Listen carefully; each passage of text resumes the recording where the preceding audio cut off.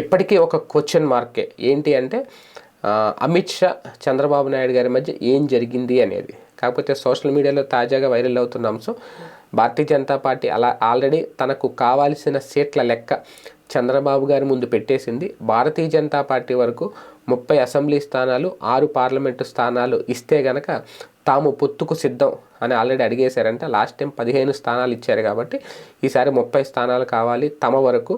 అలాగే పవన్ కళ్యాణ్కి ఎన్ని కావాలనేది మీరు తేల్చుకోండి అని చెప్పేశారు అనేది వైరల్ అవుతున్నాం. సో ఇది ఎంతవరకు వాస్తవమో తెలియదు. అందుకే బీజేపీకి 30 స్థానాలు ఇవ్వడానికి ఎలాగో తెలుగుదేశం పార్టీ సిద్ధంగా ఉండదు కాబట్టి ఆ స్థానాలు ఇవ్వలేక ఎన్ని ఇస్తామో తేల్చి చెప్పలేక సతమతం అవుతున్నారట.